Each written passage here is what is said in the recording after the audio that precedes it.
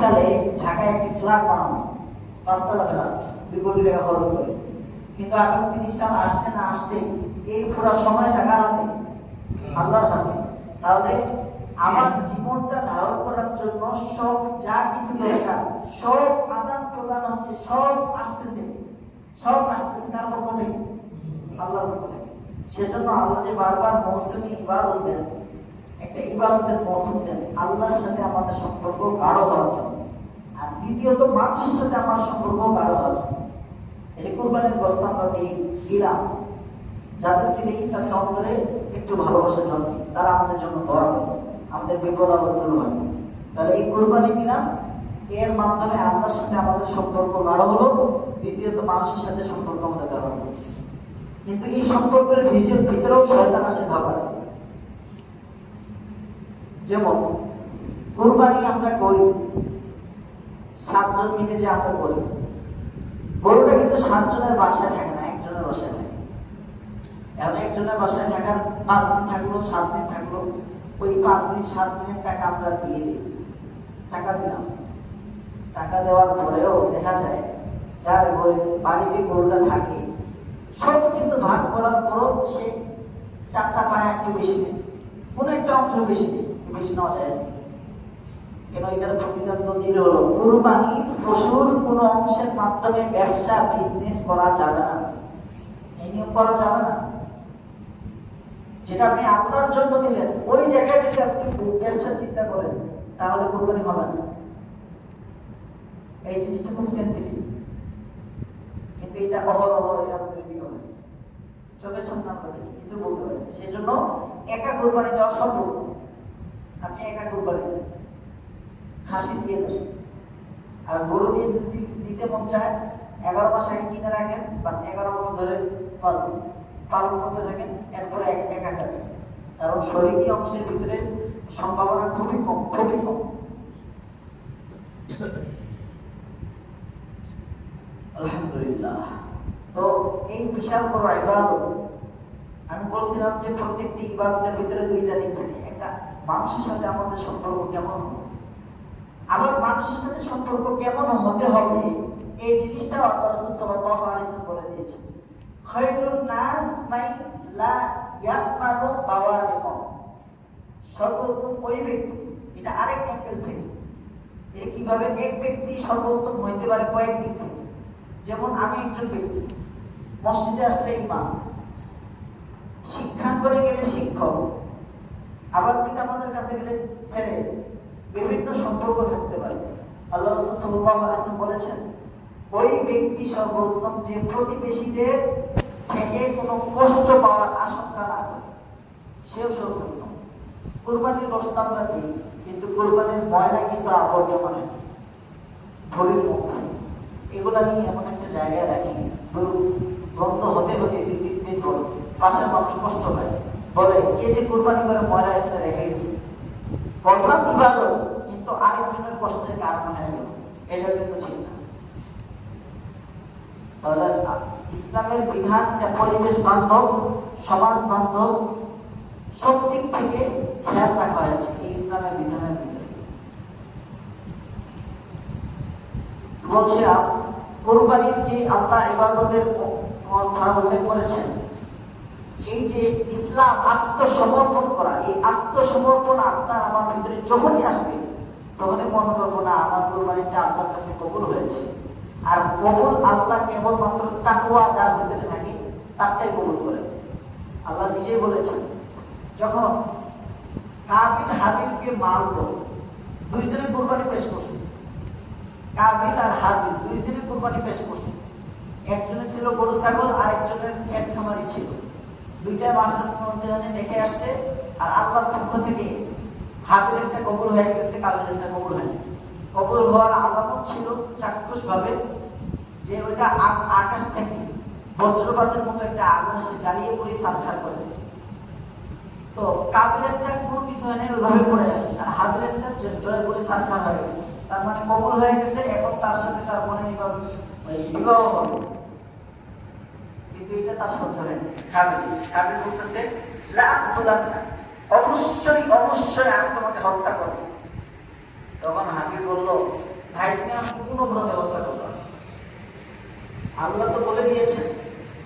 ইন্নামা ইয়াতাকাব্বালুল্লাহু মিনাল মুত্তাকিন, নিশ্চয়ই আল্লাহ কুরবানি কবুল করেন তাকওয়াবান লোকদের। যাদের অন্তরে তাকওয়া রয়েছে তাদেরটাই কবুল করবেন।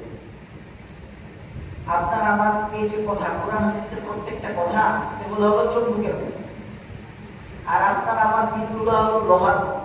আপনি একটা লোহার সামনে চুম্বক নিয়ে আসেন, অটোমেটিক হয়তো চুম্বকটা টানবে লোহার দিকে, আর লোহারটা টানবে চুম্বক।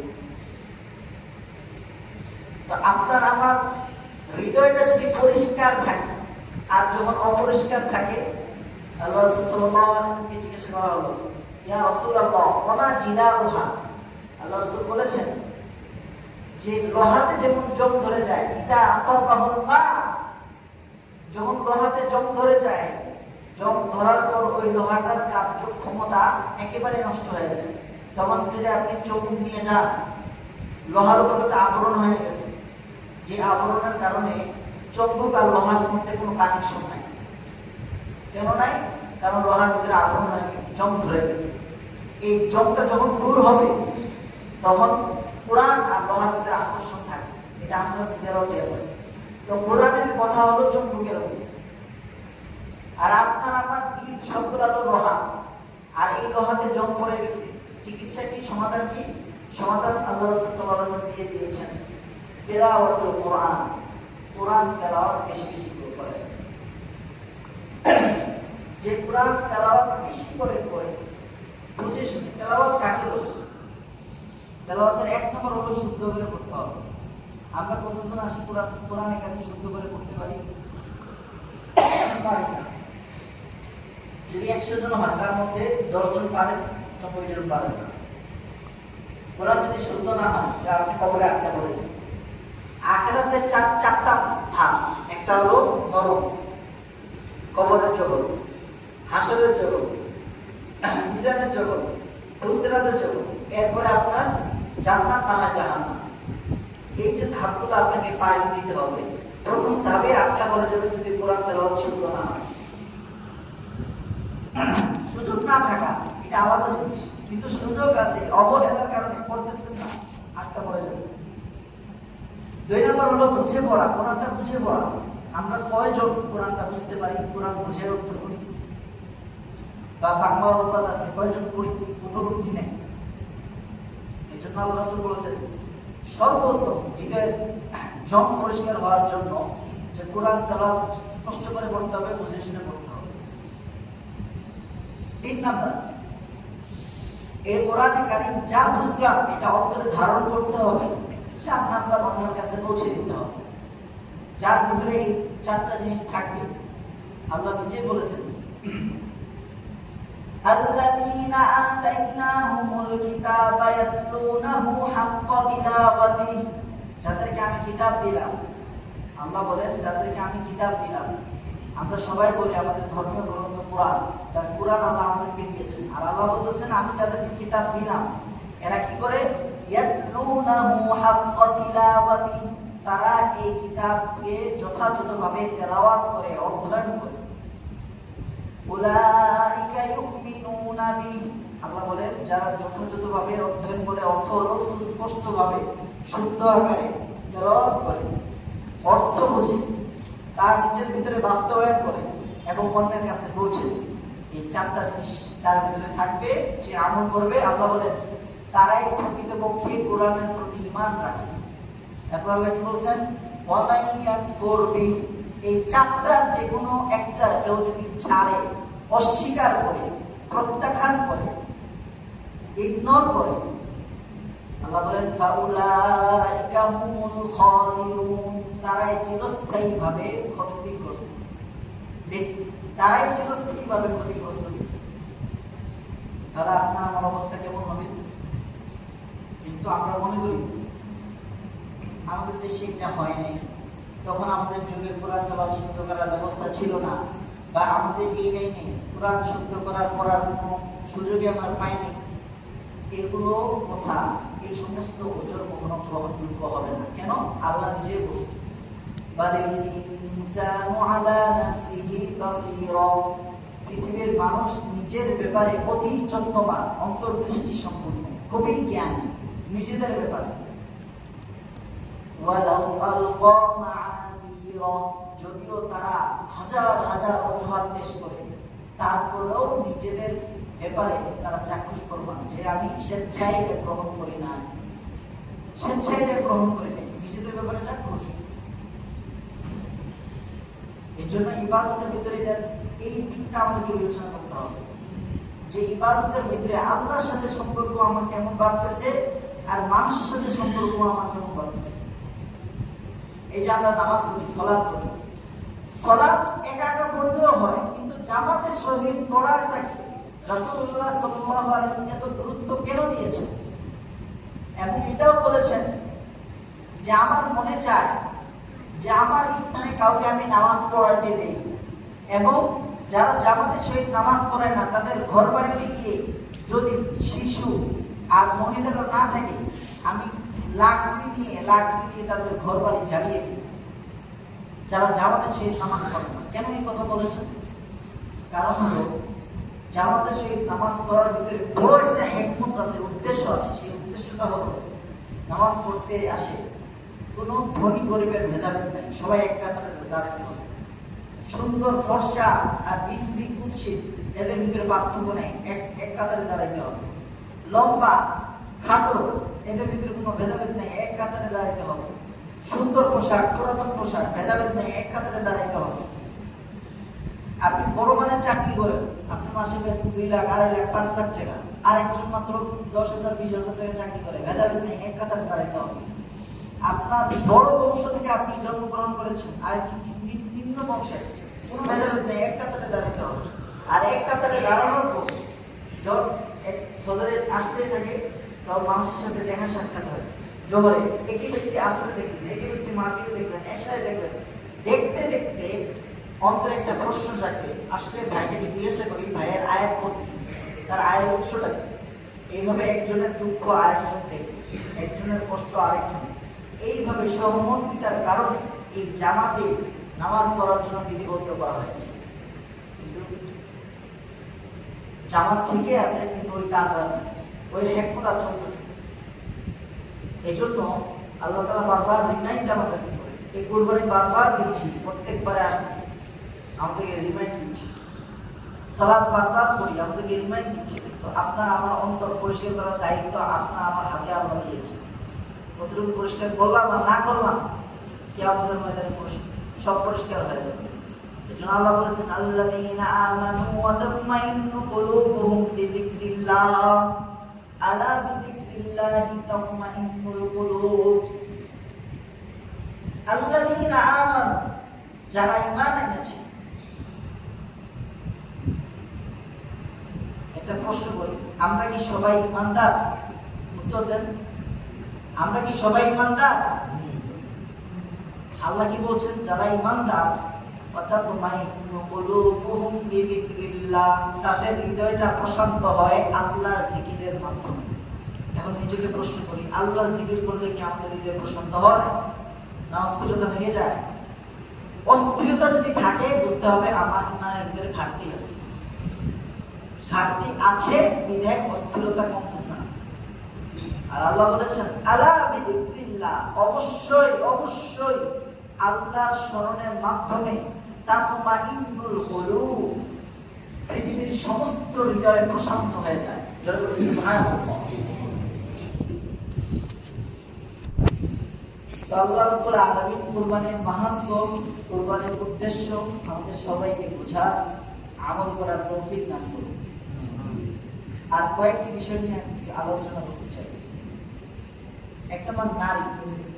আমাদের জগতে নারী খুবই গুরুত্বপূর্ণ, কারণ নারী ছাড়া পুরুষ অর্ধেক, পুরুষের সম্ভাব্য ভবিষ্যৎ প্রজন্ম আসার কোনো মাধ্যম নাই নারী ছাড়া।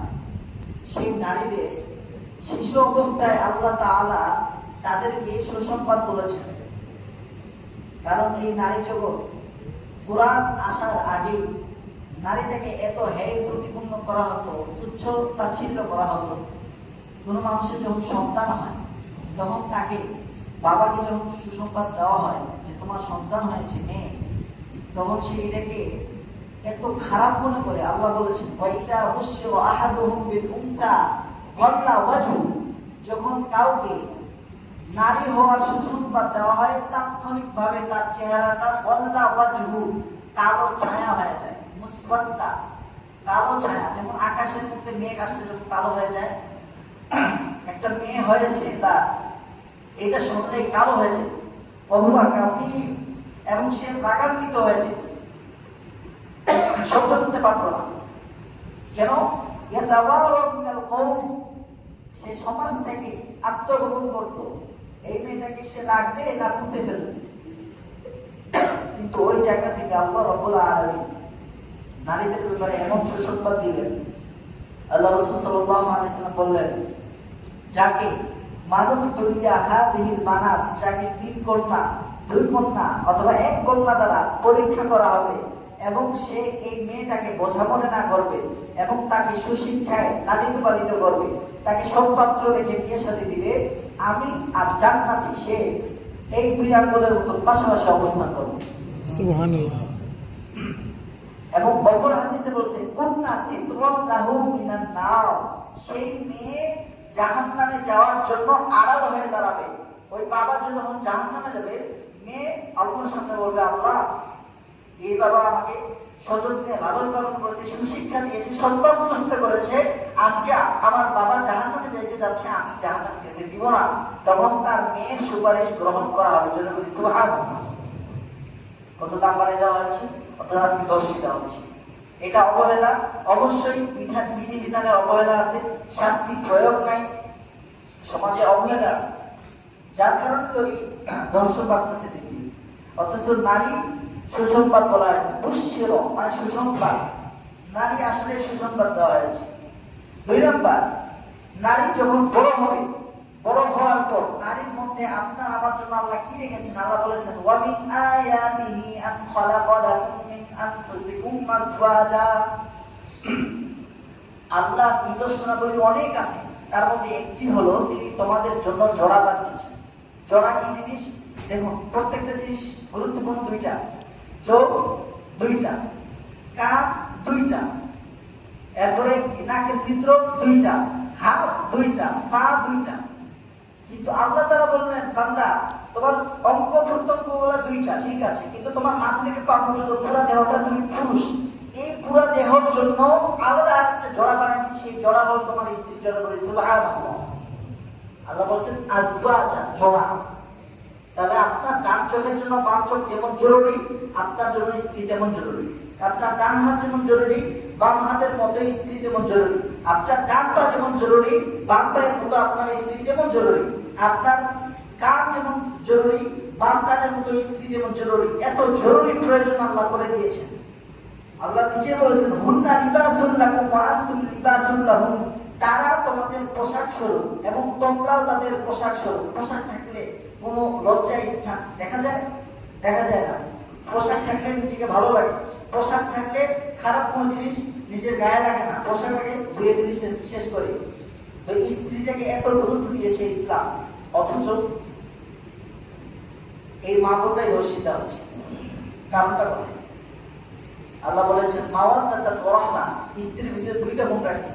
যুবক যৌবন থাকা অবস্থায় তোমাকে খুব ভালোবাসে, কিন্তু ভালোবাসতে করতে যখন শেষ বয়সে চলে যায় তখন এটা দয়া আকারে হয়ে যায়, তখন একে অপরের প্রতি খুবই দয়া থাকে। এত গুরুত্ব দেওয়ার পরও আল্লাহ রাব্বুল আলামিনের এত বিধান নারী সম্পর্কে। আবার এটা বলেছেন কেউ যদি মারা যায়, লির রিজালি, শব্দগুলো শুনুন, লির রিজালি নাসিবুম মিম্মা তারাকাল ওয়ালিদানি ওয়াল আকরাবুন। আবার বলেছেন লিন নিসাই নাসিবুম মিম্মা তারাকাল ওয়ালিদানি ওয়াল আকরাবুন, পুরুষদের জন্য ওই সম্পত্তি থেকে অংশ থাকবে যেই সম্পত্তি তার পিতামাতা তার স্বামী রেখে যায়। আবার বলেছেন নারীর জন্য ওই সম্পত্তিতে নির্ধারিত অংশ ভাগ থাকবে যে অংশ তার পিতামাতা তার স্বামী রেখে যায়। লিররিজালি লিননিসাই নাসিবুন নাসিবুম মিম্মা মিম্মা তারাকাল ওয়ালিদান ওয়াল আকরাবুন ওয়াল আকরাবুন। শব্দ এক। আল্লাহর কাছে নারী আর পুরুষের কোনো পার্থক্য নাই। এবং আল্লাহ বলেছেন মান আমিলা সালিহান মিন যাকারিন আও উনসা ওয়া হুয়া মুমিন ফালানুহইয়ান্নাহু হায়াতান তাইয়্যিবা, তোমাদের মধ্যে নারী হোক পুরুষ হোক যারাই সৎ কাজ করবে আমি তাদেরকে দুনিয়াতে সর্বোত্তম জীবন দান করব এবং আখিরাতে জান্নাত দান করব। সুবহানাল্লাহ।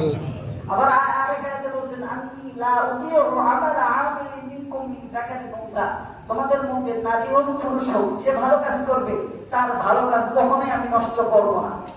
আল্লাহ তাআলা ওয়াদা দিয়েছেন। তাহলে আল্লাহর কাছে সমান, কিন্তু আপনারা আমার কাছে কি সমান আছে? সমান না। যেন আল্লাহ রাব্বুল আলামিন আমাদেরকে গভীরভাবে বোঝার, কোরআন নিয়ে স্টাডি করা, লেখাপড়া করার তৌফিক দান করুন। আমরা এই কোরআনটা বুঝতে আমাদের সময় লাগছে 12 বছর, কোরআনটা হিফজ করতে সময় লাগছে 2 বছর, কোরআনটা নাসরা দেখে দেখে পড়তে লাগছে 1 বছর। তাহলে 1 বছর দেখে দেখে বললাম, 2 বছর মুখস্থ করলাম, আর 12 বছর কোরআনটা বুঝলাম। বুঝে আমাদের কাজ হলো 5 ওয়াক্ত নামাজের জন্য। এটা কোনো কাজ হলো? এই জন্য আমি আপনাদেরকে বলি, এখানে বিশাল বড় একটা সমাজ আছে। আপনারা নিজেরাই আমার আখিরাতের জন্য, আমার কবরের জগতের জন্য, হাসরের জন্য, পুরস্কারের জন্য, আমার জান্নাত জাহান্নাম ঠিক করার জন্য আমাকে কোরআন শিখতে হবে।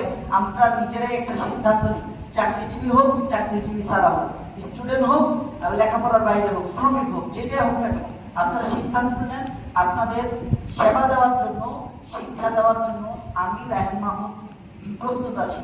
ইনশাআল্লাহ আল্লাহ তাআলা আমাদের সবাইকে কোরআন নিয়ে ভালোভাবে স্টাডি করার, আরো বেশি করে পড়াশোনা করার তৌফিক দান করুন। আমিন। ওয়া আখিরু দাওয়ানা আলহামদুলিল্লাহি রাব্বিল আলামিন।